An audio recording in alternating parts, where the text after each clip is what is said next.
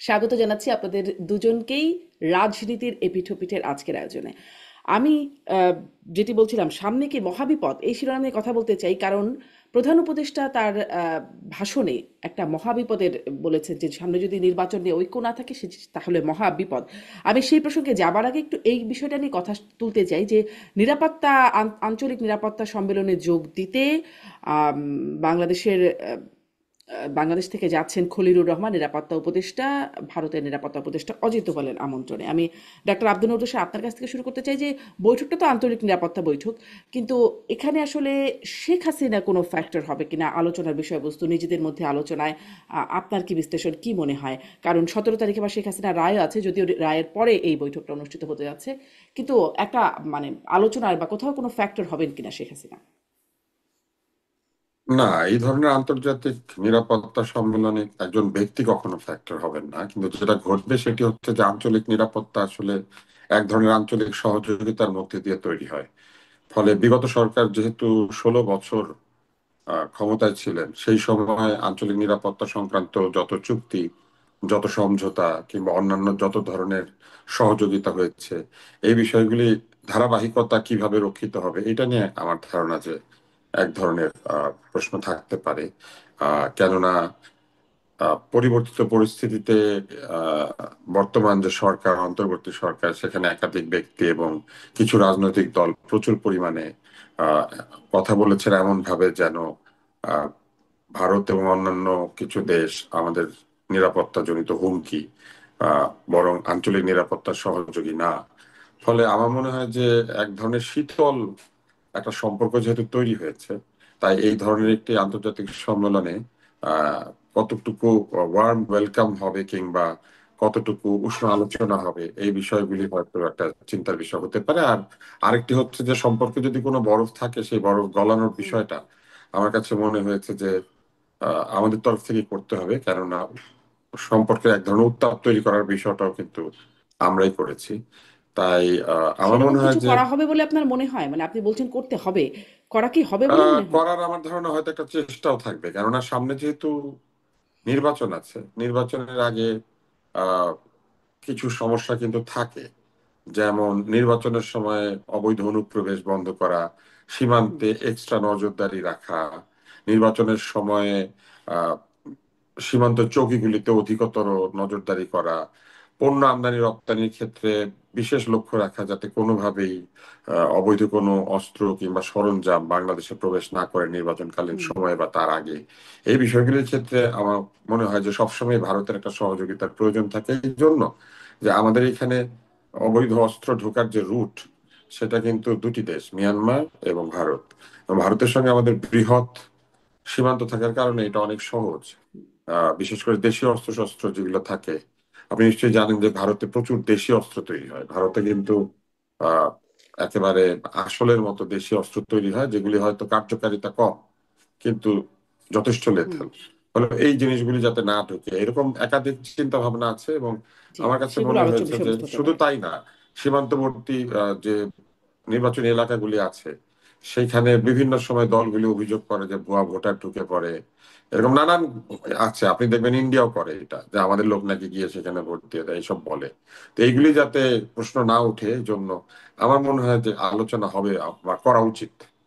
জি, স্পষ্ট। অনেক ধন্যবাদ ডাক্তার আব্দুল নূর তুষার। জনাব আনিস আলমগীর, আপনার কাছ থেকেও একটু শুনি। আপনার কি মনে হয় যে আসলে যেহেতু আমরা মানে সাবেক প্রধানমন্ত্রী যখন সেখানে গেলেন, ভারতে গেলেন, তারপর পরই অজিত দোভালের সাথে একটা বৈঠক হয়েছে। তারপরেও সম্ভব মানে জানা যায় যে কয়েকবার দেখা হয়েছে অজিত দোভালের সাথে। এখন অজিত দোভালের সাথে বৈঠক হতে যাচ্ছে খলিলুর রহমানের, এবং তার আমন্ত্রণেই যাচ্ছেন তিনি এই বৈঠকে যোগ দিতে। আপনার কি মনে হয় এখানে কোনো ফ্যাক্টর হতে পারে? নাকি আপনিও ডাক্তার আব্দুল নূর তুষারের সাথে একমত? হতে পারে, কারণ এটা তো নির্ভর করছে 17 তারিখ আসলে কি রায় হয়। রায় হয় যদিও সবাই অনুমান করছে যে বড় ধরনের সাজাই এখানে দেওয়ার প্রচেষ্টা আছে, এবং সেই প্রেক্ষাপট ইতিমধ্যেই প্রকাশিত হয়েছে। তো সেটা যে দুই দুই পক্ষ, দুই আহ, বড় নেতা যখন মিলিত হয়, স্বাভাবিকভাবে সেখানে এটা আসতে পারে। আমি এখনো পর্যন্ত শিওর না তাদের মধ্যে দ্বিপাক্ষিক কোনো আলাপ হবে কিনা, কারণ আমি দেখেছিলাম যে সাইড লাইনে একটা বৈঠকের চেষ্টা হচ্ছে।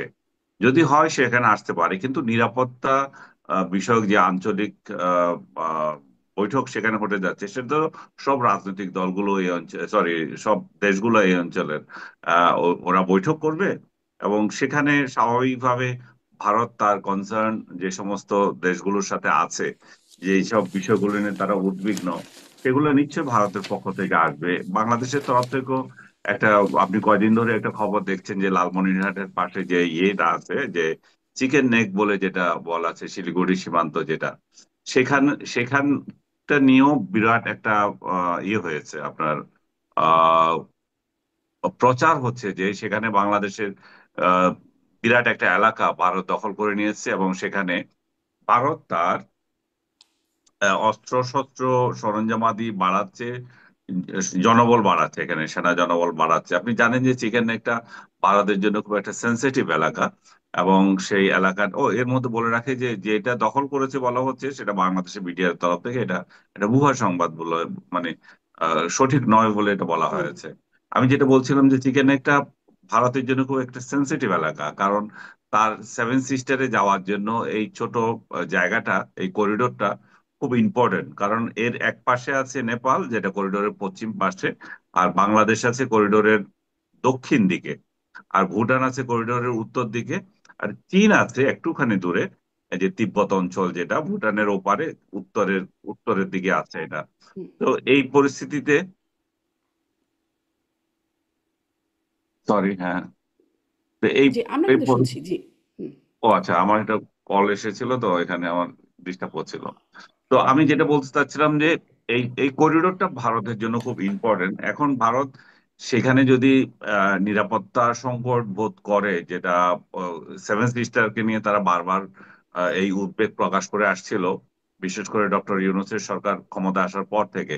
তো আমার মনে হয় যে সেই বিষয়গুলো এখানে আসতে পারে, যেহেতু যদি দ্বিপাক্ষিক আলাপ হয়ে থাকে, নিরাপত্তার প্রশ্নে এইসব বিষয়গুলো আসতে পারে। আর বাংলাদেশের সার্বিক পরিস্থিতিও যে এখানে আসবে না তা না।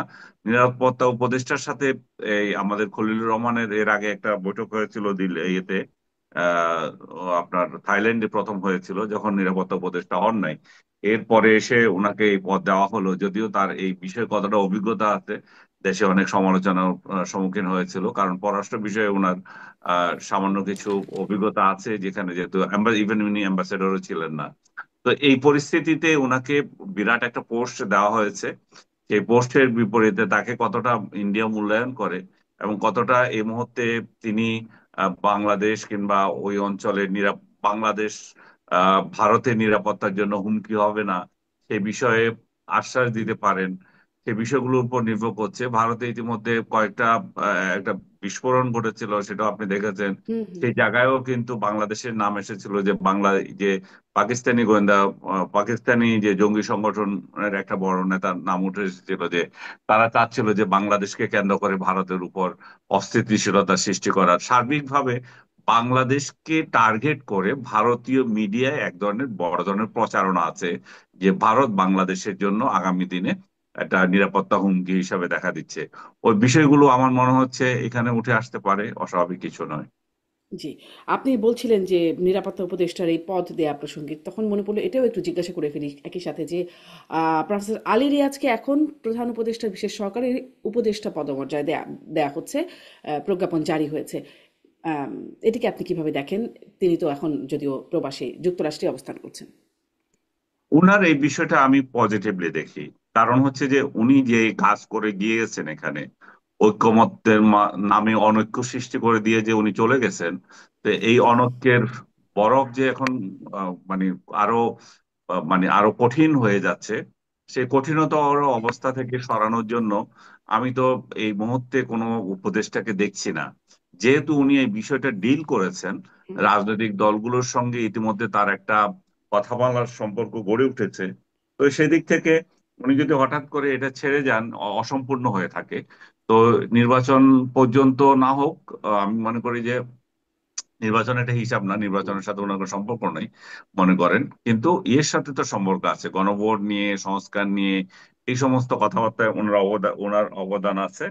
এবং বা ওনার এটা কি বলবো, অবদান শব্দ বলবো না, ওনার অ্যাকশন আছে, যে উনি এগুলো যেহেতু ওইগুলো উনি তৈরি করেছেন এবং রাজনৈতিক দলগুলোর মধ্যে একটা আহ ভুল বুঝাবুঝি সৃষ্টি করেছেন। ওনার বিরুদ্ধে অভিযোগ হুম 17ই জুলাই রাজনৈতিক দলগুলো যে এটাতে স্বাক্ষর করেছিল, বিশেষ করে বিএনপি অভিযোগ করছে যে সেই জিনিসটাকে না দিয়ে উনি সনদে নতুন করে ওনার মন গড়া ভাবে কিছু সংযোগ করেছেন এবং কিছু সত্য দিয়েছেন, এবং সেই হুম সেই বিষয়গুলো ইতিমধ্যে আপনার যে সনদের যে আহ গেজেট আকারে প্রকাশিত হলো সেটা নিয়েও রাজনৈতিক দলগুলো বিশেষ করে বিএনপি তার আপত্তি জানালো, যে যেটা আমরা প্রথম প্রতিক্রিয়ায় দেখলাম যে আমাদের সাথে যেটা প্রতিশ্রুতি ছিল সেটা হুম প্রথম প্রধান উপদেষ্টা নিজেই তো বরখেলাপ করেছেন, এরকম অভিযোগ উঠেছিল। তো সেই দিক থেকে আমি মনে করি যে আলী রিয়াজকে জি, এখানে দেওয়াটা খারাপ কিছু হয়নি, কারণ ইতিবাচক বলে মনে করছেন। জি, আনিস আলমগীর, ইতিবাচক ধন্যবাদ মনে করি আপনাকে। এই জন্যই যে হ্যাঁ, এই ইতিবাচক মনে করি এই জন্যই যে ডক্টর ইউনূস ক্ষমতায় আসার পর যেইভাবে যদু মধুদেরকে যেখানে সেখানে বসাচ্ছে এবং বসিয়েছে, প্রশাসনকে একটা মানে একটা খেলো বিষয় তৈরি করেছে। সেই বিশেষ করে আমাদের মিডিয়া অঙ্গনে যে পোস্ট গুলা বিএসএস হুম থেকে শুরু করে বা ওয়াশিংটনের প্রেস মিনিস্টার থেকে শুরু করে অযোগ্য লোকদেরকে যে উনি বসিয়েছেন, এবং এই অযোগ্যতার লিস্ট ধরে যদি টানা হয় তাহলে সেটা আরো দীর্ঘায়িত হবে। তো সেই জায়গায় আলী রিয়াজ আমি মনে করি যথেষ্ট প্রজ্ঞাবান ব্যক্তি এবং এখানে ঠিকই আছে। জি, আপনি ইতিবাচক হিসেবে দেখছেন, মানে তিনি, আপনি বলছিলেন অনৈক্য তৈরি করে গেছেন, এখন তারই যেহেতু অ্যাকশন আছে তিনি ভূমিকা রাখতে পারেন। কিভাবে ভূমিকা রাখতে পারেন আমি একটু ডাক্তার আব্দুল নূর তুষার আপনার কাছ থেকেও জানতে চাই, যে এই প্রসঙ্গটা একটু ছোট্ট করে শুনে নেই, যে তাকে যে এই বিশেষ পদে অল্প দিনের মধ্যে আবার দেয়া হলো, এটাকে আপনি কিভাবে দেখছেন? আসলে কি তিনি এসে এই অনৈক্যটাকে ছোটাতে পারবেন, যে অনৈক্য তিনি বাঁধিয়ে গেছেন? না, ঐক্য ছোটানোর তো আর কোনো পদ্ধতি তার কাছে নাই, কারণ ঐকমত্য কমিশনের কাজ তো শেষ। তা আমার কাছে মনে হয়েছে যে প্রধান উপদেষ্টা তার পছন্দের লোকজনকে তার নিজের কাছে রাখতে চান। তিনি এক ধরনের স্বাচ্ছন্দ্য বোধ করেন তার আস্থাভাজন লোকদেরকে দিয়ে একাধিক কাজ করাতে। এই জায়গাতে অন্য ব্যক্তিও হয়তো নিযুক্ত হতে পারতেন। আর আরেকজন হঠাৎ উপদেষ্টা তার কেন দরকার হবে, হুম হুম এটাও তো একটা প্রশ্ন। কারণ উপদেষ্টা নিয়োগ করলে তো উপদেষ্টাকে বেতনও দিতে হয়, তাই না? হুম তো ওনাকে উপদেষ্টা পদমর্যাদায় নিয়োগ দিয়ে রেখে দিলে কি বিষয়ে তিনি উপদেশ দিবেন সেই বিষয়টা কিন্তু নির্দিষ্ট করা হয় নাই। হয়তো হতে পারে এরকম যে এই জুলাই সনদ বাস্তবায়ন এবং প্রক্রিয়া যা আছে সেইগুলা নিয়ে কোনো প্রশ্ন হলে কিংবা কোনো আলোচনার প্রয়োজন দেখা দিলে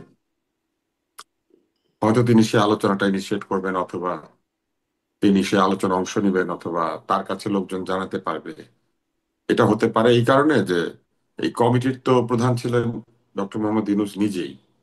তো যেহেতু উনি ব্যস্ত বিভিন্ন কাজে, কেননা তিনি তো একই সাথে প্রধান উপদেষ্টা, হয়তো এটাও হতে পারে যে তিনি নিজের উপর চাপ কমানোর চাইতে মানে ইচ্ছায় উনি ঐকমত্য কমিশনের সাথে জড়িত অন্তত একজনকে রেখে দিয়েছেন, যিনি সরকারের হয়ে প্রশ্ন উত্তর কিংবা আলোচনা সমালোচনা এগুলা করতে পারবেন বা উত্তর দিতে পারবেন।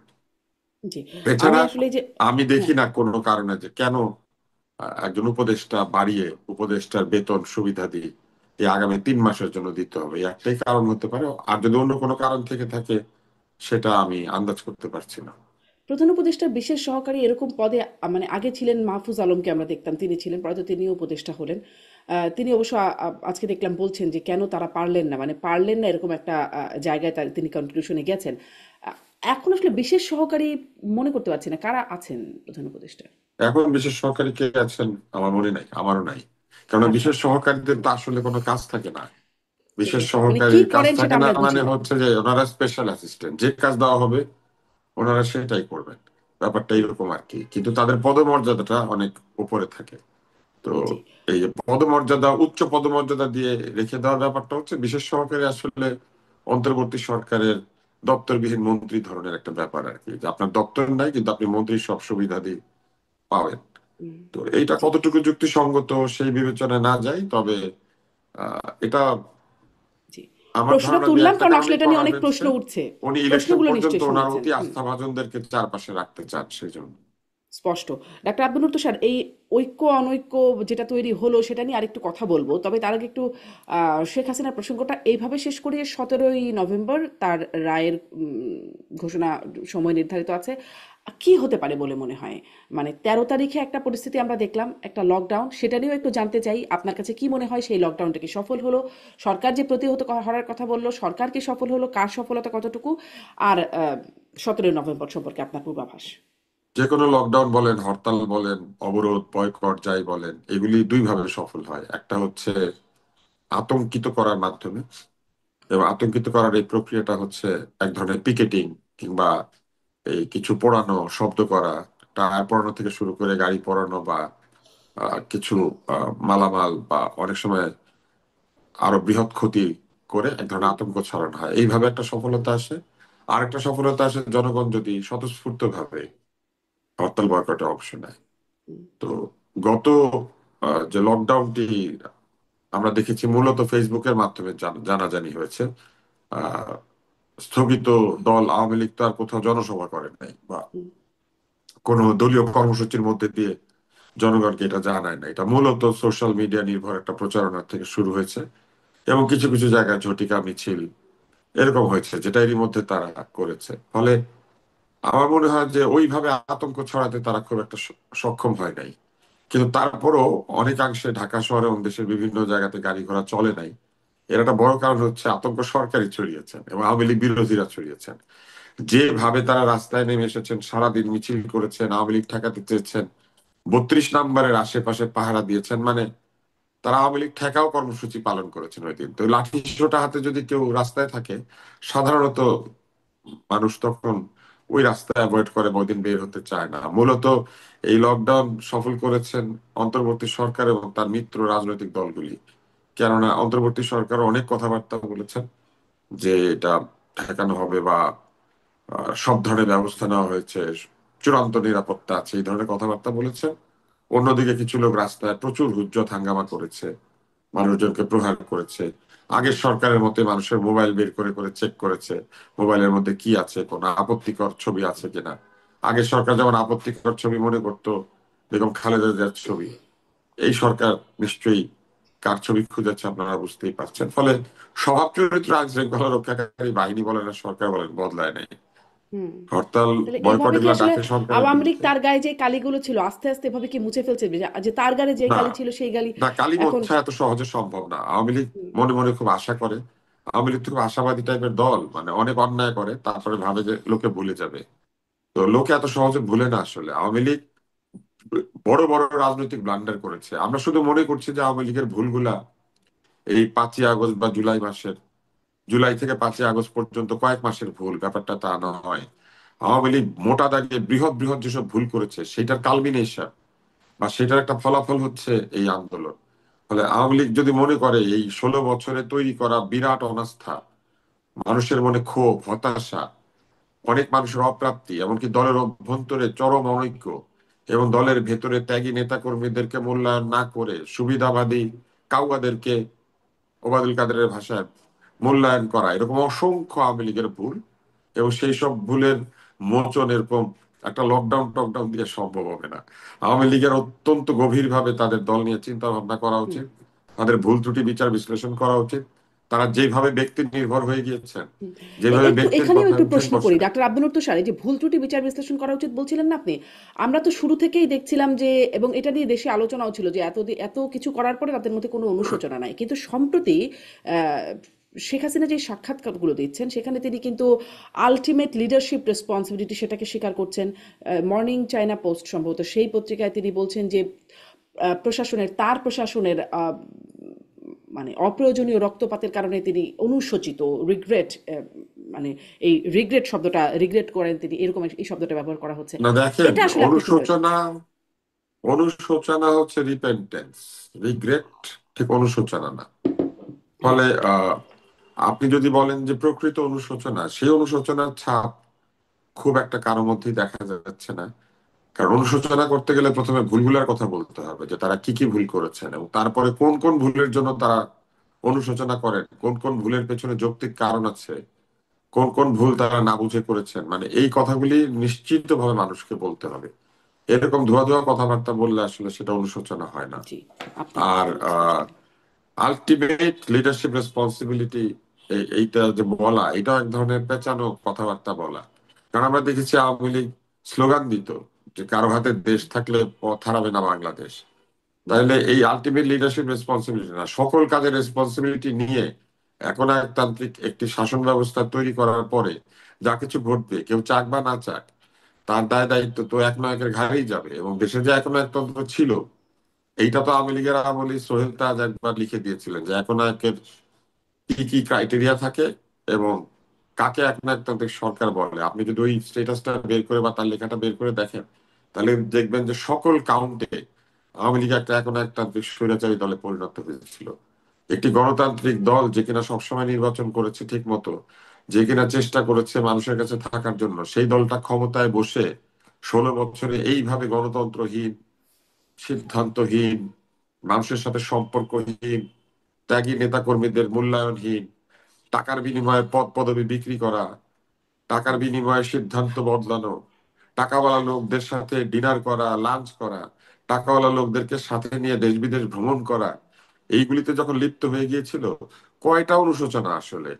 আর হুম। মানে আমরা বলবো তাদের দলের কাছে অনুশোচনা করা উচিত, দলের লোকদের জি। কাছে মাপ চাওয়া উচিত, জাতির কাছে মাপ চাওয়া উচিত, যাদেরকে হত্যা করা হচ্ছে তাদের কাছে মাপ চাওয়া উচিত, হুম। ক্ষতিপূরণ দেওয়া উচিত, এবং মানে যদি এই বিচারে মাফের প্রমাণিত তালিকা হয় ধরে মাফ চাইতে চাইতে তাহলে মানে সেটা তো শাস্তিও পাওয়া উচিত। না বিশাল এটা একটা তালিকা। না না এটা করতে হবে। কারণ জি। যখন আওয়ামী লীগ শাসন করেছে তখন এরকম তালিকা ধরে ধরে মাপের কথা বলতো, তাহলে নিজেরা মাপ চাওয়ার সময় কেন তালিকা ধরে ধরে করবে না? জি। আমি মনে করি স্পষ্ট, না যে ডক্টর আওয়ামী আব্দুল লীগের নট্টু স্যার। আমি মনে জি। করি না যে আওয়ামী লীগের সহজে মানে এক দুই শব্দে মাপ চাওয়ার কোনো সুযোগ আছে। অনেক ধন্যবাদ। আমি আনিস আলমগীর, আপনার কাছ থেকে এই প্রসঙ্গটা নিশ্চয়ই শুনবো যে শেখ হাসিনা যেভাবে এখন উম, মানে আমি সাউথ চায়না মর্নিং পোস্টের বিষয়টা খুললাম একটু, যে আসলে ঠিক কি বলেছে। তারা শিরোনাম করেছে, Bangladesh Hasina regrets student bloodshed but slams trial as judicial mockery. ওই যে আমি দেখছিলাম যে আমি ভুল শব্দ ব্যবহার করলাম না, আসলে রিগ্রেট শব্দটা ব্যবহার করছেন তিনি, আসলে সেটাই বলছেন যে প্রশাসনের অপ্রয়োজনীয় রক্তপাত হয়েছে, সেটার জন্য তিনি অনুসূচিত। আপনি আসলে অনুতপ্ত। এটাকে যে অনুতপ্ত, অনুশোচিত বা অনুতপ্ত, যে সেটিকে আপনি কিভাবে দেখছেন? এই অনুশোচনা বা লিডারশিপ রেসপন্সিবিলিটি স্বীকার করে সেটিকে আপনি কিভাবে দেখছেন? তারপর আসি 17 নভেম্বর বা 13 নভেম্বর লকডাউন, আগে এটা একটু ছোট করে শুনি। না, এইটা আমি বারবার বলছিলাম, আওয়ামী লীগের অনুশোচনা অনুতপ্ত হওয়ার যে বিষয়গুলো আছে অবশ্য হওয়া উচিত। কারণ এত রক্তপাত হলো জুলাইতে, আগস্টে, এতগুলো মানুষ মারা গেল, একটা রাজনৈতিক দল বিদায় নিল, তারা সেটা নিয়ে কথা করবে, কিছু বলবে না একটা সরকার, সেটা তো হতে পারে না। তো আপনি যদি আসলে অনুতপ্ত হয়ে থাকেন, অনুশোচনা হয়ে থাকে, আপনি যদি মনে করেন যে আপনার কালেকটিভ লিডারশিপে ভুল ছিল, আপনার প্রশাসনের ভুল ছিল, আপনি এগুলোকে এভাবে চান নাই, তাহলে সেটার জন্য আপনার অনুতপ্ত কেন, আপনার ক্ষমা চাওয়া উচিত। এবং এই ক্ষমাটা আমি মনে করি যে এই কোন পত্রিকার সাথে কোন কথা দিয়ে আমি চাইবো না, আমি চাইবো আমার রাজনৈতিক দলের একটা সিদ্ধান্ত দিয়ে।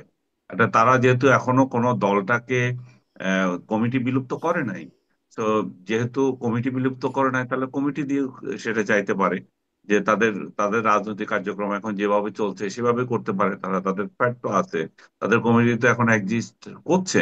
এবং সেটাও আরেক ধরনের মানে আহ, খারাপ কাজ বলবো আমি, যে একটা অভ্যুত্থানের পরে আপনার সরকার পরিবর্তন হয়ে গেল, আপনি সেই সমস্ত ক্রিমিনাল গুলোকে আপনার পাশে রেখেছেন যাদের কারণে এত সব ঘটনা ঘটলো। আপনার দলের লোকদের, যে দুর্বৃত্ত লোক যেগুলো ছিল, সেগুলোকে কোনো সাজা দিলেন না আপনি। হুম। আপনি অন্তত 100 লোককে তো আপনি এখান থেকে বহিষ্কার করতে পারতেন যে এই সমস্ত দুর্বৃত্তরা আমার এখানে থাকবে না। আমরা এমন একটা স্বচ্ছ রাজনৈতিক দল করতে চাই যাদের হাতে রক্ত থাকবে না, যারা এই জুলাই ঘটনার মধ্যে যদি কারো ইনভলভ হয়ে থাকে, আমাদের দৃষ্টিতে আমরা তাদেরকে ইয়ে করে দেব, বিচার আগে করে দেব। এখন আপনি কোনো বিচারই করেন না, আপনার শেখ পরিবারের সবাই সবার আগে পালায়, এবং আপনি যে আসবেন আবার যে এই শেখ পরিবার নিয়ে আসবেন না, আপনি যে এই দুর্বৃত্তদের নিয়ে আসবেন না, তার তো কোনো গ্যারান্টি নাই। তো শেখ হাসিনা যতদিন পর্যন্ত এই গ্যারান্টি জাতিকে দিচ্ছে না, যতদিন পর্যন্ত জুলাই বিষয়ে ওনার রিগ্রেট। গ্যারান্টি দিচ্ছে না, কিন্তু এটা কি একটা আভাস, আভাস দেখেন কিনা? কারণ তিনি এটাও কিন্তু একটা সাক্ষাৎকারে না, বলেছেন আমি যে মনে করি যে শেখ নেতৃত্বে হাসিনা, বা বিরোধী দলে থাকা অবস্থায় যে তার পরিবারকেই থাকতে হবে তেমনটা না, মানে এ, সেটি একটা না, বলছেন, এটা নট এটা উনি নেসেসারিলি। উনি উনি এটা পজিটিভ কথাবার্তা বলেছেন যে তার পরিবারই থাকবে, সেটাও উনি ক্লিয়ার করেছেন। সেটা আমি সাধুবাদ জানাই যে উনার নেতৃত্বের পরে যে উনার পরিবারে কেউ আসবে নট নেসেসারি, এটা দল থেকে উঠে আসতে হবে। উঠে আসুক, উনিও যদি চেয়ে থাকেন সেটা। কিন্তু বাস্তবতা হচ্ছে যে এই শেখ পরিবারের দুর্বৃত্তরা যারা এখান থেকে টাকা পাচার করেছিল, যারা নিয়ম অনিয়ম যা ইচ্ছা তা করেছিল, তাদের বেলায় উনার দরদ কমে নাই। তো জি। উনি এদের ব্যাপারে উনি কোনো পদক্ষেপ নিচ্ছেন না। দ্বিতীয়ত, যে দুর্বৃত্তগুলো আমি যে বলছিলাম, দু চারটা নাম বলতে তো লজ্জা লাগে এদেরকে, যে হাসান মাহমুদের মতো লোকগুলা বা আরো কাদেরের মতো লোকগুলা, দীপু মনির মতো লোকগুলা, এরা যদি উনার দলে এখনো থেকে থাকে, আরো অনেকগুলো আছে, এই তালিকা অনেক দীর্ঘ, উনি ভালো করে জানেন কারা কারা এই দুর্বৃত্ত, কারা কারা লুটপাটে জড়িত ছিল, কারা কারা অ্যাট্রোসিটিতে জড়িত ছিল, কারা কারা দেশের টাকা পাচার করেছিল, কারা কারা বিরোধী দলকে দমন হুম, করার ক্ষেত্রে এমন স্বৈরাচারী আচরণ করেছিল। তো উনি যদি এগুলো ঠিক করতে পারেন, তাহলে শুধুমাত্র আমি মনে করি যে বাংলাদেশ আওয়ামী লীগের জন্য দরজা মানুষ খুলে দেবে। কারণ মানুষ ক্ষমা করতে জানে, ক্ষমা আপনার চাইতেও হবে। আপনি ক্ষমাও চাইবেন না, আপনি যদি মনে করেন যে এইভাবে চলবে, দেশের মধ্যে আবার আওয়ামী লীগ ক্ষমতায় আসবে, সেটা তো ভুল রাজনীতি হবে।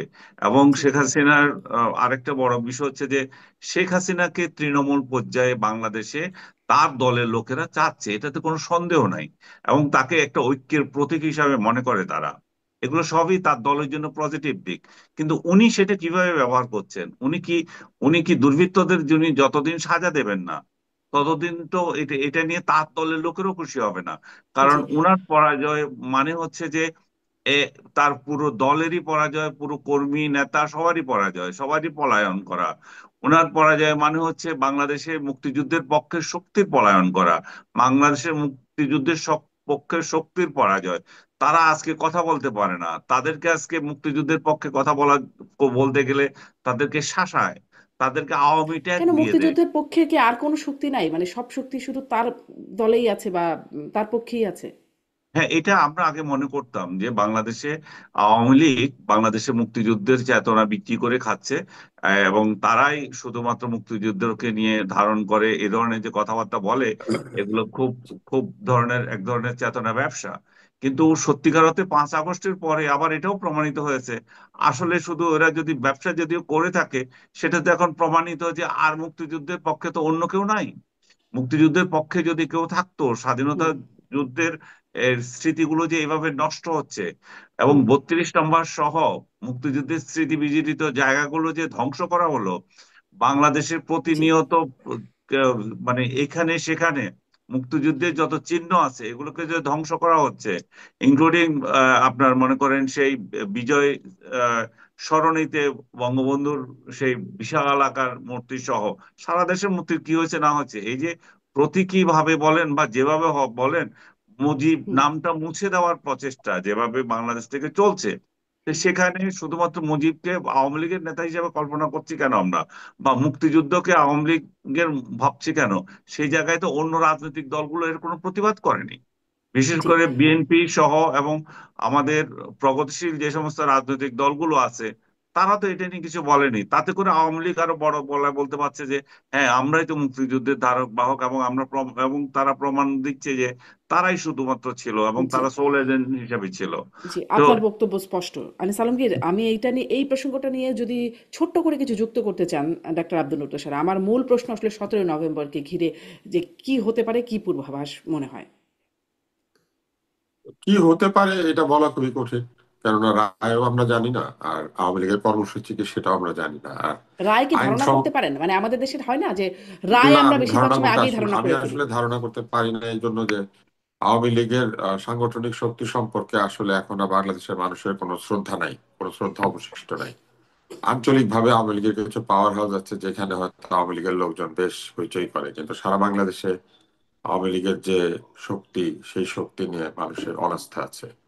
আর দ্বিতীয় হচ্ছে আওয়ামী লীগ সেই কোনো একটা কর্মসূচি বলা বা সেটাও করে না, আর বলাটাও কিন্তু অবৈধ, কেননা বাংলাদেশে তো তারা নিষিদ্ধ ঘোষিত বা স্থগিত একটি রাজনৈতিক দল, তাদের তো কোনো রাজনৈতিক ঘোষণা কিংবা দেয়া না দেওয়ার কথা না।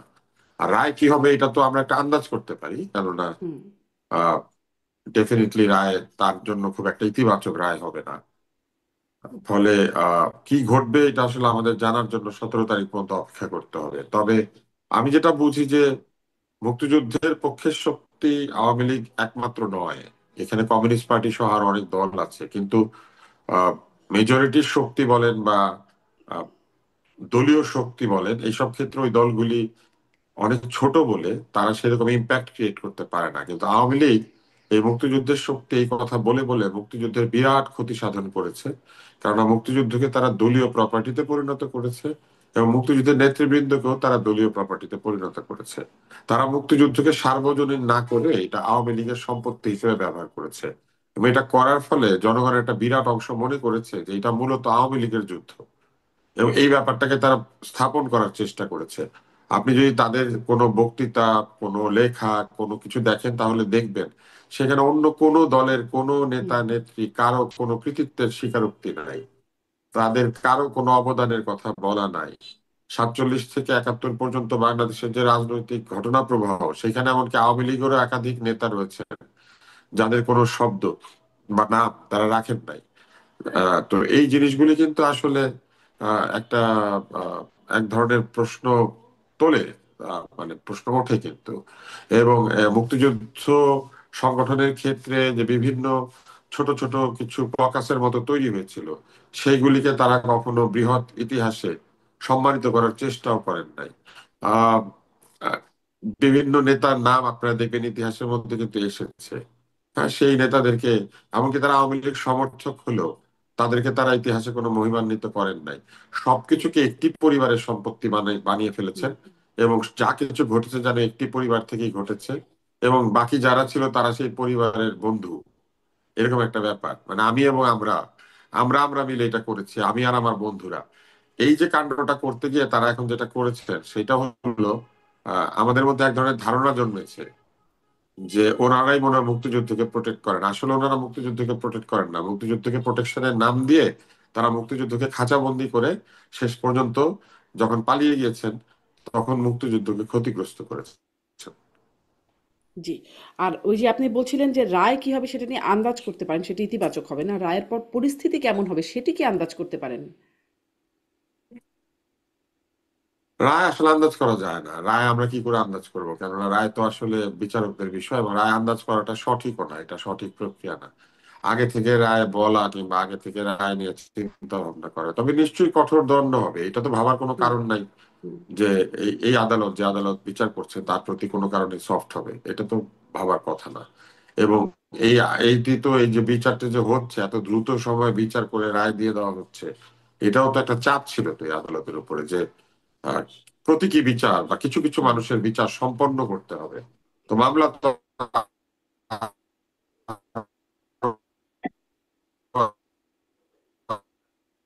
একটু কানেকশনের সমস্যা হচ্ছে। একটু কানেকশনের সমস্যা হচ্ছে ডাক্তার আব্দুল তুষার, আমি আসি আপনার কাছে। আমি একটু আনিস আলমগীরকে শুনি। বিচার সম্পন্ন করার চাপ তৈরি হচ্ছে। তার যারা যারা আহত নিহত হয়েছেন জি, তারাও তো বলছেন, তাই না? তো রায় তো খুব মানে প্রীতিকর হওয়ার কথা না। জি। ধন্যবাদ ডাক্তার আব্দুল তুষার। একটু কানেকশনেও সমস্যা হচ্ছিল, যদিও সেটা এখন চলে গেছে। আনিস আলমগীর, আপনার কাছ থেকেও শুনি যে আপনি কি মানে আপনি কি মনে করতে পারেন রায়ের বিষয়ে কোনো আন্দাজ করতে পারেন কিনা? সেটি করা ঠিক না যদিও বলছেন ডাক্তার আব্দুল তুষার, কিন্তু আমরা আসলে দেশের মানুষের মধ্যে এটা একটা বড় আলোচনা, কি হতে পারে রায়, আর রায়ের পরে পরিস্থিতি কি হতে পারে? তাই কি হতে পারে সেটা অবশ্যই আন্দাজ করা যায়, কারণ এদের জন্য বিশেষ বিশেষজ্ঞ হওয়ার তো দরকার নেই। আমাদের ক্ষমতাসীন সরকার যারা থাকে তাদের পক্ষে রায় লেখা হয়। বাংলাদেশের অতীত ইতিহাস গুলো কি বলে, একই তো ঘটনা। এবং এই রায় কি হবে সেটা বিচারক এবং তার আইনজীবী, শেখ হাসিনার আইনজীবীর আলাপের মধ্যেও দিয়ে ফুটে উঠেছে। এবং শেখ হাসিনা নিজেই এই যে কয়দিন ধরে আপনি যে সমস্ত ইন্টারভিউ দেখছেন, সেখানেও একই আশঙ্কা করছেন। আমি আজকে ওনার ভয়েসে শুনলাম, কার সাথে কথা বলছে জানি না, যে বলছে যে যে এই উকিলটাকে দেওয়া হয়েছে আমার তরফ থেকে, সে শুরুতে ভালো ভালো কথা বলেছিল, আমি আমি শুনতে ভালো লাগছিল আমার। পরবর্তীতে আমি দেখলাম যে আদালতে বিচারকের সঙ্গে উনি যে কথা বলছেন সেখানে বলছেন যে রায় তো কি হবে আমরা জানি, বা এটাতে সাজানো একটা মানে ঘটনা ঘটবে, সে ধরনের একটা ইঙ্গিত শেখ হাসিনা দিয়েছেন। তো সেক্ষেত্রে শেখ হাসিনা নিজেই আশঙ্কা করছেন যে কঠোর ধরনের এক ধরনের সাজা হবে, এবং সেটা সাজানো বলে আহ উনি উনি উনি মনে করেন। আমি রায় বিশেষজ্ঞ নয়, সাজানো কিনা এটা বলতে পারি না, কিন্তু এটুকু আপনাকে বললাম যে বাংলাদেশে ক্ষমতাসীন যারা থাকে তাদের ইশারা ইঙ্গিতে রায় লেখা হয়। এবং অতীতে হয়েছে, ভবিষ্যতে আমরা চেয়েছিলাম যে এই এই অবস্থা থেকে একটা উত্তরণের জন্য, কিন্তু সেটা এখনো হয়নি। ভবিষ্যতে হবে কিনা আমি জানি না। আর রায়ের পরে কি হবে সেটা কঠিন ব্যাপার, কারণ এই মাত্র কয়দিন আগেই তারা একটা বড় ধরনের আহ ডেমনস্ট্রেশন করলেন, যেটা আব্দুল তুষারও বলছিলেন যে আমাদের এখানে অ্যাট্রোসিটি বা মারামারি, কাটাকাটি, হত্যা বা এটি এটি কি বলে গাড়ি পোড়ানো, এগুলা দিয়ে আবার বিচার করা হয় সফল হলো কি না হলো। বাস্তবে তো এটা হওয়া উচিত না। পার্টিসিপেশন দেখা উচিত মানুষের কতটুকু আছে, কিন্তু মানুষের পার্টিসিপেশন তো আপনি এখানে রাজনৈতিক দলগুলো যারা এই আহ্বান করেছে তারা নিজেরাই বসে আছে কোথায়? তারা গায়েবী অবস্থায় এই ধরনের আন্দোলন করছে, এবং সাধারণ মানুষ, দলীয় কিছু মানুষ রাস্তায় ছিল, তারা তাদের বরং কিছু গ্রেপ্তার হয়েছে।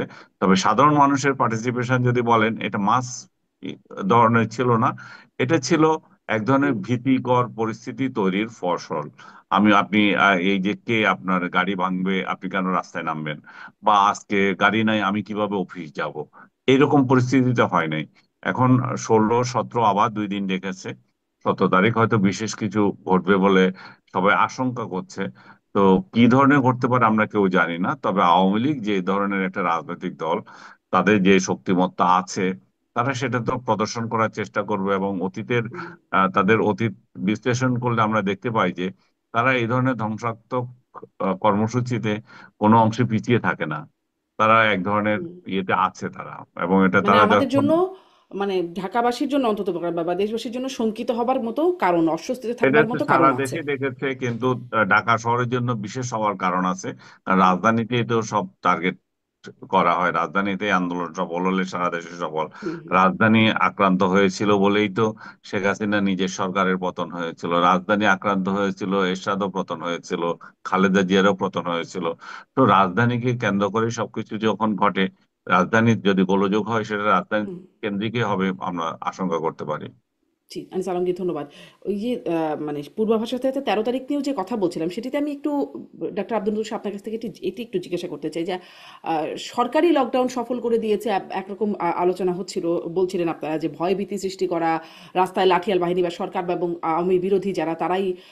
এখানে একটা ঘটনা দেখলাম যে মুস্তফা সরোয়ার ফারুকী, মাননীয় সংস্কৃতি উপদেষ্টা, তিনি 13 তারিখে হুমায়ুন আহমেদের জন্মদিন উপলক্ষে একটা বড় আয়োজন করতে চেয়েছিলেন। তিনি ফেসবুকে পোস্ট দিয়েছিলেন যে পূর্ণিমা হলে সেদিন খুব ভালো হতো, ভালোবাসার পূর্ণিমা হবে, এইরকম বক্তব্য দিয়ে। কিন্তু তারপরে আসলে প্রোগ্রামটা কি হলো, নাকি লকডাউন উপলক্ষে তিনি প্রোগ্রামটা বাদ দিয়ে দিলেন? না, ওটা 20 তারিখে পিছিয়ে দেওয়া হয়েছে। তবে ওই দিন তো এই অনুষ্ঠান করলে তাদের পক্ষের লোকেরা তো লাঠি সোটা হাতে রাস্তায় ছিল, তারা কি করে পূর্ণিমা দেখতে আসবে লাঠি হাতে, তাই না? এটা তো সম্ভব না।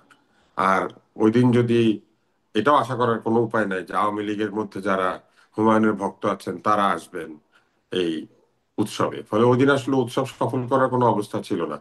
যারা ফারুকীর ভক্ত, যারা তারাও আসার উপায় ছিল না, কারণ তারা তখন আওয়ামী লীগ ঠেকাতে ব্যস্ত। আবার ওদিকে যারা হুমায়ুন আহমেদের ভক্ত, আওয়ামী লীগ করেন, তাদেরও আসার কোনো উপায় ছিল না। ফলে ওই দিন তো আসলে কোনো অনুষ্ঠান করারই আসলে পরিবেশ ছিল না। হুম। তার মানে এই জন্য মানে এই জন্য এটা 20 তারিখে পিছিয়ে দেওয়া হচ্ছে বলে শুনতে পেয়েছি। জি। আম আসি এবার তাহলে ওই যে সামনে অনৈক্য যে মানে আমরা যে অনৈক্যটা দিয়ে শুরু করলাম, যে যেটি ডক্টর আলী রিয়াজ সৃষ্টি করে গেছেন বলে আপনারাই বলছিলেন। উম দুঃখিত। সেখানে মাননীয় প্রধান উপদেষ্টা কিন্তু তার বক্তব্য, ভাষণ দেওয়ার সময় বলেছেন যে সামনে মহাবিপদ এর শঙ্কা তিনি করছেন যদি রাজনৈতিক অভ্যুত্থানের পক্ষে রাজনৈতিক শক্তিগুলোর মধ্যে ঐক্য না থাকে নির্বাচনকে ঘিরে। আনিস আলমগীর, নির্বাচনকে ঘিরে ঐক্য তো খুব একটা দেখছি বলে মনে হয় না।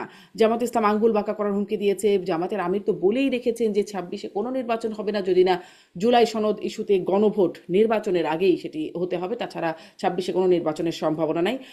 পরিস্থিতি বা তারা যে তাদের অবস্থান বদলে এসেছেন এমন কিছু আভাস পেয়েছেন কিনা? যদি অনৈক্য এরকম থেকে থাকে তাহলে আপনি আসলে কত নম্বর বিপদ সংকেত দেখেন সামনে? আমি বিপদ সংকেতের কথা বলবো না, কারণ অনেক যে খুব বেশি দিন স্থায়ী হবে তাও না। কারণ এই জন্যই যে বিএনপি ইলেকশনের জন্য ডেসপারেট, তারা যে কোনো মূল্যে ইলেকশন করবে। এবং আজকেও দেখেন মির্জা ফখরুল তার স্টেটমেন্টে বলেছেন যে আপনার জামাতকে উদ্দেশ্য করে, যদি আপনারা নির্বাচনে না আসেন তাহলে ওই দলটা ভেনিশ হয়ে যাবে বা তাদের ক্ষয়ক্ষতি হবে। তো তার মানে কি? তার মানে হচ্ছে যে তারা নির্বাচনে যাবে এবং অন্যদেরকেও আসতে বলছে। এখানে যে অনেককে যে কথাটা বলা হচ্ছে, জুলাই আহ সনদ বাস্তবায়নের ক্ষেত্রে আহ আহ, বিরোধী যারা, বিএনপি বিরোধী যারা আছে, তাদের এক ধরনের প্রচেষ্টা আছে যে বিএনপি কে সংস্কার বিরোধী হিসাবে একটা ট্যাগ দেওয়া। এই এই প্রচেষ্টা তারা আগাগোড়া করে যাচ্ছে। বিএনপি এখন সেটা কিভাবে সামাল দেবে সেটা হচ্ছে বিষয়। কারণ বিএনপি সংস্কারের বিরোধিতা করছে না, আবার যে পদ্ধতিতে এই গণভোটের ব্যবস্থা করা হচ্ছে সেটাতে তাদের আপত্তি থাকা স্বাভাবিক। কারণ কারণ 17ই আগস্ট যে সনদে তারা অক্টোবর, স্বাক্ষর হ্যাঁ। করেছিল, সেই সনদ তাদের নাই। এটা ভিন্ন ধরনের একটা সনদ আসছে। এবং যে উদ্ভট কিছু প্রশ্নমালা দিয়ে যে গণভোট করতে যাচ্ছে, সেটাতে নিরক্ষর লোকেরা তো বোঝার কোনো সম্ভাবনা নাই, অক্ষর জ্ঞান সম্পন্ন লোকেরাও এটা বুঝবে না। তো তাহলে বিএনপির কি করা উচিত? হাঁ বলে দেওয়া? হাঁ তো তারা বলতে পারে না, কারণ এগুলো এখানে অনেকগুলো যেগুলো তারা দ্বিমত পোষণ করেছিল বা ভিন্ন মত দিয়েছিল, এরকম 8-10টা ইস্যু রয়ে গেছে এবং মেজর ইস্যু রয়ে গেছে। তো সেখানে তারা হাঁ কিভাবে বলে? আবার না যদি বলে, তাহলে তারা কিভাবে না বলবে? তারা হয়তো তখন এটা বলতে পারে যে আপনারা নাতে ভোট দেন, এবং যেই 17ই আগস্ট, সরি অক্টোবর আমরা যেটা অক্টোবর, হ্যাঁ। স্বাক্ষর করেছিলাম, সেই আলোকে আমরা যদি জিতে আসি আমরা এটা বাস্তবায়ন করব। তাহলে তাদের জন্য এটা ইজি হয়, অন্য লোকদের জন্য ইজি হয়, যে হ্যাঁ না ক্ষেত্রে এই দ্বিধা দ্বন্দ্ব কেটে কেটে ওঠার ক্ষেত্রে। কিন্তু এই যে এমন এখন যে পরিস্থিতিতে আছে, বিএনপি যে কোনো যে কোনো একটা ডিসিশন নেয় নাই, জামাত এখনো ডিসিশন নেয় নাই, সেক্ষেত্রে মানুষও বিভ্রান্তিতে আছে। তারা কি আসলে হায় ভোট দেবে না না ভোট দেবে? জামাত হয়তো বলবে যে হায় ভোট দেন। কারণ এই যে আপনি আরেকটা জিনিস খেয়াল করবেন, যে ইয়েটা হয়েছে, যে স্বাক্ষরটা, মানে যে প্রধান উপদেষ্টা যে ভাষণটা দিয়েছেন, এখানে যদি আপনি খেয়াল করে দেখবেন যে বিশেষ সুবিধাটা উনি ইয়েদেরকে দিয়েছেন। এই রাজনৈতিক দল, 8টা রাজনৈতিক দল যারা আছে, যারা হুম, বিএনপি বিরোধী যে রাজনৈতিক দলগুলা, এরাই এই সুযোগটা নিয়েছে। কারণ এই সুযোগটা কেন এটা নিয়েছে? কারণ হচ্ছে যে বিএনপিকে তারা যে একটা মাত্র বিষয়ে আপনার সুবিধা দিয়েছে, সেটা হচ্ছে একই দিনে ভোট হওয়া, তাই না? ওই একই দিনে ভোট হওয়া মানে ইয়ের দিন, যেদিন ভোট হবে, এই সংসদ নির্বাচন হবে, সেদিন হুম, ভোট হওয়াটা। কিন্তু বাকি যেগুলো ধরেন আপনি, আহ, বাকি যেগুলো যদি হিসাব করেন, তাহলে জামাতের যে ইয়েগুলা, আহ, দাবিগুলা, বিএনপি নোট ও ডিসেন্টকে উপেক্ষা করে, যে পিয়ার পদ্ধতিতে উচ্চকক্ষ, সনদে বর্ণিত উপায়ে তত্ত্বাবধায়ক সরকার গঠন, এবং প্রধানমন্ত্রীর একচ্ছত্র ক্ষমতা খর্ব করে আহ, সাংবিধানিক প্রতিষ্ঠান, মানে কমিটি যেগুলো, ইলেকশন কমিশন সহ, ন্যায়পাল গঠন সহ এবং অন্যান্য যেগুলো করা হয়েছিল, যে এই প্রস্তাবগুলো গণভোটে দেওয়ার জন্য জামাতের মূল উদ্দেশ্য এখানে পূরণ হয়ে গেছে। এগুলো কিন্তু গণভোটে চলে এসেছে এখন।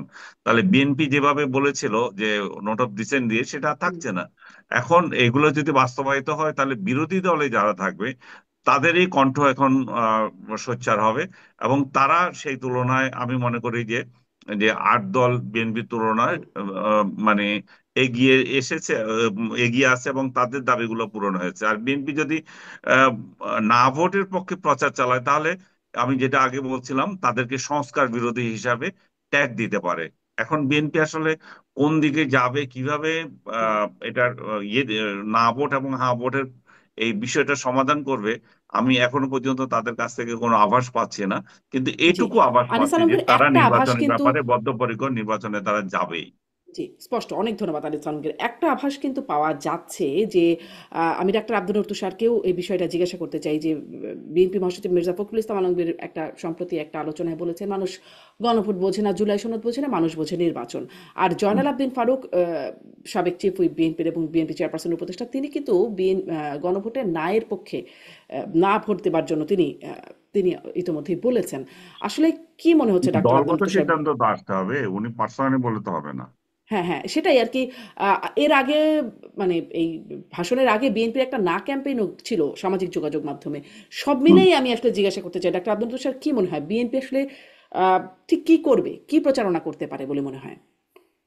যে অবস্থা দেখা যাচ্ছে তার বিএনপি প্রেক্ষিতে। জি। প্রচারণার চেয়ে বড় বিষয় হচ্ছে যে 4টা প্রশ্নে একটা হ্যাঁ, এই জিনিসটা আসলে অবাস্তব একটি ব্যাপার। কেননা আপনার কাছে মনে হতে পারে যে প্রশ্ন 1, 2 আর 4 ঠিক, আমার কাছে মনে হতে পারে প্রশ্ন 1, 2 আর 3 ঠিক। তাহলে আমি কেন তিনটাতে আলাদা আলাদা ভাবে হ্যাঁ না দিয়ে যেটা আমার পছন্দ না সেটা তো হ্যাঁ দিয়ে দিব? এটা হুম, কিন্তু আসলে কোনো সদুত্তর পাওয়া যায় নাই, এই প্রশ্নের কোনো সদুত্তর পাওয়া যায় নাই। দ্বিতীয় হচ্ছে 2 নম্বর যে ধারাটি রয়েছে সেখানে বলা আছে আরো 30টি বিষয়ে যেগুলিতে দলগুলি একমত হয়েছে। তার মানে ওই দ্বিতীয় প্রশ্নের মধ্যে আরো 30টা প্রশ্ন আছে। হুম। ওই 30টার ব্যাপারে যদি কারো কোনো আপত্তি থাকে, কোথাও কারো 15, কারো 16, কারো 11, সেই বা কেন ব্ল্যাঙ্কেট হ্যাঁ দিবে?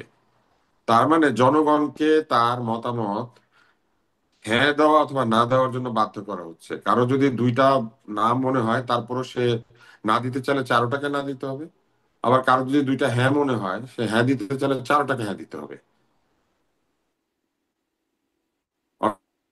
অর্থাৎ মাঝখানে কোনো সুযোগ নাই, এবং অনেক ভাবেও হওয়ার ভেতরে একটা সমস্যা আছে। আর বিএনপি তো তাদের 31 দফা সংস্কার প্রস্তাব করেছিল, যে 31 দফা সংস্কার প্রস্তাবের ভিত্তিতে বহু আলোচনা এই ঐকমত্য কমিশনে হয়েছে, এবং সেইখানেও দলগুলি একমত হয়েছে। কেননা প্রচুর প্রস্তাব ওইখানেও ছিল যেগুলো অন্য দলও করেছে, অন্যরাও করেছে, কিন্তু সেগুলো জেনুইন সংস্কার প্রস্তাব। ফলে বিএনপি কিন্তু এটাও বলতে পারে যে আমরা আমাদের 31 দফা বাস্তবায়নের মধ্যে দিয়ে জুলাই সনদ বাস্তবায়ন করব, যেগুলি 31 দফায় নাই সেগুলো জুলাই সনদ থেকে নিব, বলতে পারে কিন্তু। কেননা বিএনপি অভিযোগ করেছে এর মধ্যে যে যে জুলাই সনদ ঘটে যাচ্ছে আর যে জুলাই সনদে তারা স্বাক্ষর করেছেন দুইটা এক না। বিশেষ করে নোট অফ ডিসেন্টের যে বিষয়টি, এটাতে তাদের ঘোরতর আপত্তি আছে, যে তুলে ফেলে দেওয়া হচ্ছে নোট অফ ডিসেন্ট। আর এই গণভোটের 4 নম্বর প্রশ্নে বলা আছে যে দলগুলি ওই 30টি এবং অন্যান্য 3টি প্রশ্ন বাদ দিলে আর যা বিষয় আছে সেগুলি ভোটারদের কাছে তাদের দলীয় প্রতিশ্রুতি অনুযায়ী বাস্তবায়ন করবে। তো তার মানে তো আপনি শুধুমাত্র বিজয়ী দলগুলিকে তাদের দলীয় প্রতিশ্রুতি পালন করার সুযোগ দিয়ে দিলেন, কিন্তু জুলাই সনদ প্রণয়নে কি শুধুমাত্র বিজয়ী দলগুলি অংশ নিয়েছিল নির্বাচনে? তা তো না। তাহলে অন্য দলগুলির মতামত আপনি অগ্রাহ্য করে দিলেন, যে ভোটে জিতে আসলে বাকিগুলো করতে পারবা, আর ভোটে জিতে না আসলে পারবা না। তো তার মানে কি হলো? তার মানে আপনি একটা বিরাট সংখ্যক আহ বিষয়ে সিদ্ধান্ত দলের কাছে ছেড়ে দিলেন। তো দলের কাছে সিদ্ধান্ত ছাড়ার জন্য তো গণভোটের দরকার নাই। তাই বিএনপি প্রচুর কিছু, মানে অনেক ধরনের যুক্তি দিতে পারে। কোন যুক্তিটা তারা দিবেন আমরা জানি না। এমনকি আমার কাছে মনে হয় যে বিএনপি এটাও হয়তো বলতে পারেন যে এই গণভোটে না ভোট দিলে তাদের কোনো অসুবিধা নাই। হুম। সরাসরি হয়তো না বললো না, কিন্তু বললো আপনারা মনের ইচ্ছা মতো না অথবা হ্যাঁ দেন, আমাদের এই গণভোটের সঙ্গে আমাদের সম্পর্ক জি। নাই, আপনারা আমি একটু, ভোটাররা মনের ইচ্ছা মতো হ্যাঁ না দেন। আমার এটা এটা একটু কিন্তু বলতে মানে, পারে, যে কোনো লোক জি, বলতে পারে যে আপনাদের নিশ্চয়ই। মনের ইচ্ছা মতো দেন, এখানে বিএনপির কোনো সে নাই, এটা বলতে পারে। কিন্তু বললে যেটা ঘটবে, বিএনপি এই গণভোটটাকে প্রত্যাখ্যান করবে, কিন্তু জুলাই সনদটা ঠিকই থাকবে, কারণ জুলাই সনদে তারা স্বাক্ষর করেছে। এবং তারপরে তারা দলীয় সিদ্ধান্ত অনুযায়ী জুলাই সনদ বাস্তবায়ন করবে, দলের সাথে যেগুলো মিলবে সেগুলো করবে, যেগুলো মিলবে না করবে না। মানে অনেক স্কোপ ওপেন করে দেওয়া হয়েছে। হুম। এবং এই এই ওপেন করে দেওয়ার বিষয়টা এই ঐকমত্য কমিশন এবং এই অন্তর্বর্তী সরকারই করেছেন, এইভাবে একটা গণভোট আয়োজন করে। জি। আমি আসলে এই একদম শেষ করে ফেলতে চাই প্রোগ্রামটা। কিন্তু এই বিষয়টা একটু জানতে চাই। এটা যে আপনাদের কি মনে হয়? সামনে গণভোটে কি হ্যাঁ জিতবে? না জিতবে? কত শতাংশ মানুষ ভোট দিতে পারে? আপনাদের একটা বিশ্লেষণ, ধারণা, মানে এই অবস্থার প্রেক্ষিতে আপনাদের ধারণা সম্পর্কে জানতে চাই। ডাক্তার আব্দুল তুষার, আপনিও যদি এইটুকু বলেন খুব সংক্ষেপে এই প্রশ্নগুলো। এই এই গণভোটের সঙ্গে আমাদের সাধারণ মানুষের সম্পর্ক তো খুবই কম, কারণ সাধারণ মানুষ এই গণভোটের বিষয়গুলো বোঝে না। ফলে এমনিতেই একটা সিঙ্গেল কোশ্চেনের গণভোট যখন হয়েছে এর আগে, তখন আমরা দেখেছি অতি অল্প সংখ্যক মানুষ এসেছে। কারণ মানুষ মনে করেছে কিছু লোক হ্যাঁ দিলেই হবে, অনেকটা হুম। জানাজার নামাজের মতো। সব লোক তো জানাজার নামাজ পড়তে যায় না। কমিউনিটির একটা অংশ যদি জানাজার নামাজ পড়ে তাহলে জানাজার নামাজটা হয়ে যায়। সেই রকম গণভোটের বেলা মানুষ মনে করে যে ঠিক আছে, মানুষ তো হ্যাঁ দিবেই, যারা হ্যাঁ পার্টি তারা মনে করবে যে হ্যাঁ তো দিবেই, তো আমার যাওয়ার দরকার কি, হ্যাঁ জিতে যাবে। আর যে না দিবে সে চিন্তা করবে আমি না দিই বা লাভ কি, এই জিনিসটা আমার পছন্দ না, এত কষ্ট করবো কেন, তারাও আসে না। তো যে কারণে আমরা দেখেছি যে এর আগে যে গণভোটগুলি হয়েছে, একমাত্র জিয়াউর রহমান সাহেবের সময় যে গণভোট, যেটা ওনার আহ, শাসনকালীন সময় জনগণ সন্তুষ্ট কিনা এরকম একটা প্রশ্ন ছিল, হুম। ওইটা বাদে বাকি কোনো গণভোটে অফিসিয়ালিও কোনো বৃহৎ সংখ্যা দেখানো সম্ভব হয় নাই। ওই গণভোটটাতে একটা সংখ্যা ছিল যেটা আমার অবিশ্বাস্য ছিল, প্রায় 99%-এর কাছাকাছি, 97-98% সম্ভবত, আমি তখন অনেক ছোট। তো এছাড়া কাগজে কলমে ভোটের পার্সেন্টেজ যাই হোক না কেন, সাধারণত ওই গণভোটে 20%, 18%, 25% লোক হয়, আর হয় না। তো তার মানে এই গণভোটটা এরকম হয়ে যাওয়ার সম্ভাবনা। কিন্তু একটা কথা আছে, যেহেতু গণভোটার ভোট একসাথে হবে, তাতে করে বহু মানুষ একসাথেই ভোট দিতে পারছে, দিয়ে হুম দিবে, তাতে করে ভোটের পার্সেন্টেজ আর গণভোটের পার্সেন্টেজ সমান হয়ে যেতে পারে, একটা সম্ভাবনা আছে, বা কাছাকাছি হতে হুম পারে। হুম। আপনি ঢুকবেন শুধু গণভোটটা না দিয়ে বের হয়ে যাবেন, দিলেন না ভোটটা, অ্যাবস্টেইন করলেন, এটা তো হতে পারে। আর আমরা তো এখনো জানি না, এই সরকার তো বাধ্য করে, যদি এরকম করে যে আগে গণভোটে হ্যাঁ না দেওয়ার পরে আপনার হুম। ব্যালট ওপেন হবে, তাহলে জোর করে হ্যাঁ না ভোট দিতে বাধ্য করবে আর কি। তো জি। সেরকম আম- হলে পরে আমার কাছে মনে হয় যে মানুষ বিরক্ত হবে এবং তাতে করে নায়ের দিকে পাল্লা ঝুঁকে পড়তে পারে। আর জি। কিছু কিছু দল তো অবশ্যই না ক্যাম্পেইন করবে। আওয়ামী লীগ লুকিয়ে আছে বা পালিয়ে আছে, কিন্তু আওয়ামী লীগের ভোটাররা কি আর ভোট দিতে যাবে না? কোনো কারণে যদি আওয়ামী লীগ গণভোটকে না দিতে বলে, তাহলে তো একটা বিরাট সংখ্যক ভোট নাতে পড়ার সম্ভাবনা আছে। আনিস আলমগীর, আপনার বিশ্লেষণ। এটা তো আওয়ামী লীগ যদি নাতে ভোট দেয়, আহ, তা আওয়ামী লীগ ভোট দিতে যাবে কিনা সেটা তো বড় কোশ্চেন, কারণ আওয়ামী লীগ ভোট বর্জন করার আহ্বান জানিয়ে দিয়েছে। তো আওয়ামী লীগের নাই ভোট দেওয়ার, বা যদি যায়ও, এটা খুবই যে সিগনিফিকেন্ট হবে তা না। এখানে পুরোটাই নির্ভর করছে বিএনপির উপর। বিএনপি যদি না ভোটের পক্ষে সুদ তুলে, আপনি যেভাবে বলছিলেন, দু হুম একজন নেতা ওইভাবে বলছিল, তাহলে এটা একটা ডিজাস্টার হবে। এটা কোনোভাবেই আহ, জেতার কোনো সম্ভাবনা নাই। কারণ ভোটের অঙ্কে অন্যদের এই ভোট নাই যে এটা কি জিতিয়ে আনতে পারবে, এটা হাঁ করতে পারবে। কারণ অতি নগণ্য বিএনপি, জামাত এবং আদার্সদের যে ভোট, জনগণ তো নিজে বুঝে না এটা। তো জনগণের তো এটা মাথা ব্যথাই নাই। তো জনগণকে বুঝাবে যে রাজনৈতিক দলগুলো, এই রাজনৈতিক দলগুলোর সিদ্ধান্তে কথায় তো তারা মোটিভেটেড হয়ে দিতে যাবে। তো বিএনপির কথায় যদি তারা মোটিভেটেড হয় না ভোট দেয়, তাহলে তো এখানে না ভোটেরই জেতার সম্ভাবনা আছে, হ্যাঁ ভোটের কোনোভাবেই জেতার সম্ভাবনা নাই। আর আব্দুল নতুর সাহেব যেটা বলছিলেন, যে এইটাতে এমনও হতে পারে যে তারা ছেড়ে দিল, আপনাদের ইচ্ছে আপনারা দেন, আপনাদের ইচ্ছায় ভোট দেন, এটাও কিন্তু একটা বার্তা যে বিএনপি না ভোটের পক্ষে। তো বিএনপি আসলে এটা কিভাবে ট্যাকেল করবে, এটা বিরাট চ্যালেঞ্জ কিন্তু। কারণ আগামী নির্বাচনটা এখন যেটা হতে যাচ্ছে, সেটা হচ্ছে বিএনপি কে সংস্কার বিরোধী হিসাবে ট্যাগ দেওয়ার এক ধরনের প্রচেষ্টা এই রাজনৈতিক দলগুলো থেকে করা হবে। আর বিএনপি যেটা চেষ্টা করছে সেটা হচ্ছে আওয়ামী লীগের অনুপস্থিতিতে তারাই মুক্তিযুদ্ধের শক্তি, এবং জামাত সহ অন্যান্য যেগুলো আছে, বিশেষ করে জামাত একটা স্বাধীনতা বিরোধী শক্তি, এবং গণহত্যায় তারা অংশ নিয়েছিল 71-এ। আর যেটা তারা ওই রাজনৈতিক দলগুলো সম্পর্কে যেটা বলতে পারে, তারা ইতিমধ্যে যেটা শুরু করেছে, এই যে ইসলামের নামে, কিংবা এটা এটা কি বলবো, মানে মোরাল জাস্টিসের নামে যেটা শুরু করেছে, একে ধরো ওইখানে মারো, একে ধরো। আজকে আমি দেখছিলাম যে আহ, কোন একটা জায়গায় একজন সঙ্গীত শিল্পী না কাকে জানি পিটাচ্ছিল, বা এরকম যে সমস্ত উদ্ভট উদ্ভট আহ জিনিস নিয়ে আসতেছে এক একটা। নারীরা কয় ঘন্টা কাজ করবে কি করবে না, এবং এই সমস্ত তালেবানি দৃষ্টিভঙ্গি, আমি বলবো এখানে তালেবানি দৃষ্টিভঙ্গি বললে আমার মনে হয় এখানে সহজ হয়। কারণ তালেবানদের সাথে যেগুলো মিল আছে, ওই জিনিসগুলোই এখন একটার পর একটা উঠে আসতেছে। এবং এইটা উঠে আসতেছে বলে, তাহলে এই শক্তি যদি আসলে ক্ষমতায় আসে, তাহলে রাষ্ট্রের কি হবে, সেটাও বিএনপির তরফ থেকে উদ্বেগ ভালো করে প্রকাশ করা যায়। বিএনপি তখন এটাকে হাইলাইট করবে, এরা একটা রাজাকার, এবং এরা সমাজে বিশৃঙ্খলা সৃষ্টির জন্য পশ্চাৎপদতায় অংশ নিচ্ছে। বিএনপির এইটা হচ্ছে ক্যাম্পেইন থাকবে, আর তাদেরকে ঘায়েল করবে তারা জুলাই চেতনা হুম। বাস্তবায়ন করতে চায় না। এখন জুলাই চেতনা এখন এত 1.5 বছরে এসে আসলে কোন পর্যায়ে আছে, মানুষের হৃদয়ে আছে কি, নাকি মানুষ বীতশ্রদ্ধ হয়ে গেছে জুলাই নিয়ে।